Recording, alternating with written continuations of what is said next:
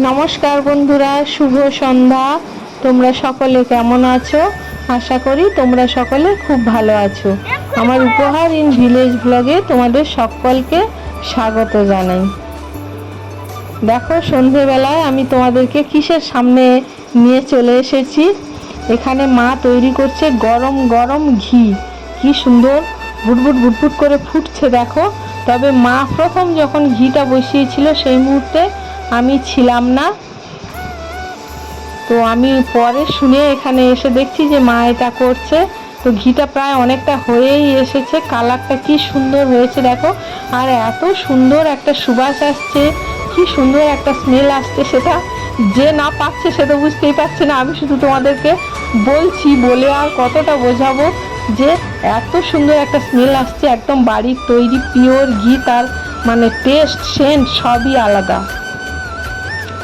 মানে বাড়ির গরুর দুধের থেকে সর জমিয়ে মা এটা করেছে। তো এবারে দেখো কালারটা অনেকটাই চেঞ্জ হয়ে গিয়েছে, আরও একটু ডিপ লাল হয়েছে। আর কি সুন্দর দেখতে, আর মানে সেন্টটা আরও সুন্দর হয়েছে। তো প্রায় ঘিটা হয়েই এসেছে, কিন্তু ঘিটা যখন হয় সে সময় মা আমাকে যদি বলতো তাহলে হয়তো আমি প্রথম থেকে তোমাদের দেখাতে পারতাম, কিন্তু অনেক পরে তোমাদেরকে দেখাচ্ছি। আর এখন মা এই ঘিটাকে বেশ কিছুটা ঠান্ডা করে নিয়ে এবার বাটিতে করে এরকম চামচ দিয়ে তুলে তুলে নিচ্ছে। ও মা, এই ঘিটা তুমি কি কাঁচা দুধের সর থেকে করেছো নাকি গরম করা দুধের সর? কাঁচা দুধের সর তুলে জমিয়ে জমিয়ে আর পরে জমিয়েছিলাম, তারপরে আজকে নিয়ে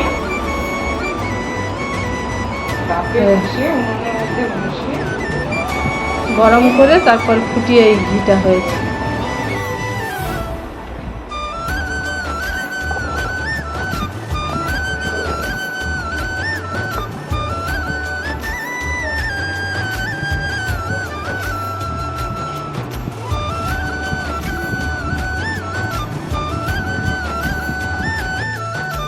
মা এইভাবে ঘিগুলো বাটিতে করে তুলে তুলে নিয়ে ওই কাঁচের বয়ামে ঢেলে নেবে, আর শেষে যেটুকু থাকবে ওটুকু একটু পরিষ্কার কাপড়ে ছেঁকে নিয়ে নেবে। এইভাবেই মা করে। আর কি সুন্দর স্বচ্ছ, কি ভালো ঘি, আর কি বলবো তোমাদের। তো চলো এবারে কোথায় দেখা হচ্ছে তোমাদের সঙ্গে, চলো।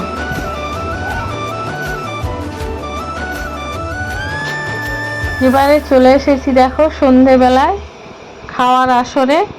তো আজকের হয়েছে খুব অল্প তেলে পরোটা হয়েছে, আর হয়েছে আলুর তরকারি। এই নিয়ে বসেছি, প্রায় অনেকের খাওয়া হয়ে গিয়েছে, ছেলেও খেয়ে নিয়েছে। তো আমি এখন খাচ্ছি। এটা হচ্ছে পরের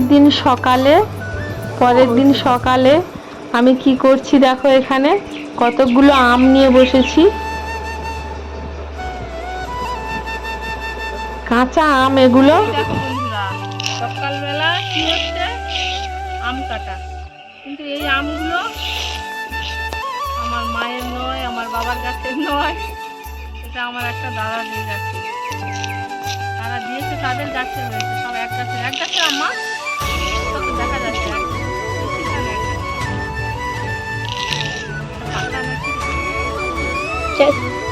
এই বছর আমার বাবার বাড়ির গাছে আম বেশি হয়নি, মানে বেশি মানে কি হয়নি, খুব কম। এটাই দুটো, ওটায় একটা, কোনোটায় মোটেও নেই, কোনোটায় চারটে, এইরকম।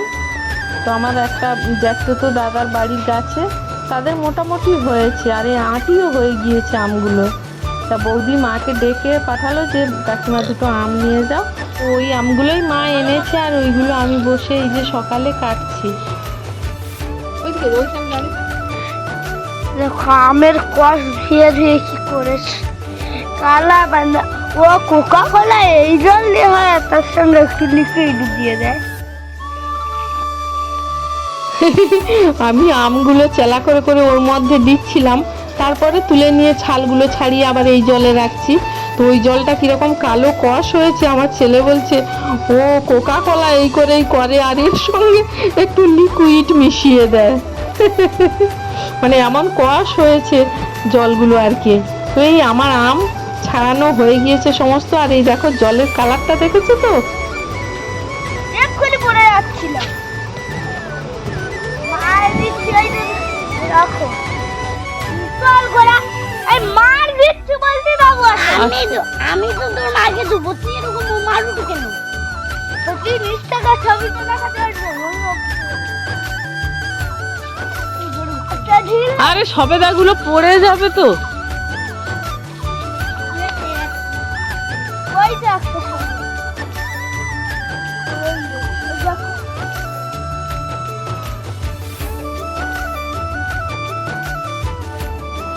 তো এখন দেখো চলে এসেছি সন্ধেবেলায় সকলে টিফিন খেয়েছে, ঝিনুক সিমাই।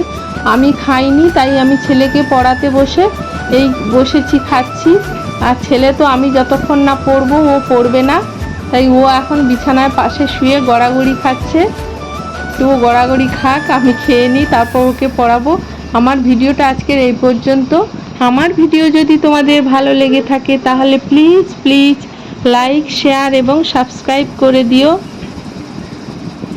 বড়দের জন্য রইল আমার প্রণাম, ছোটদের জন্য রইল আমার অনেক অনেক ভালোবাসা ও শুভেচ্ছা। টাটা। ছেলে আবার এসেছে, ওই একটুখানি খাচ্ছে, খেয়ে নিক, তারপর ওকে পড়াতে বসবো।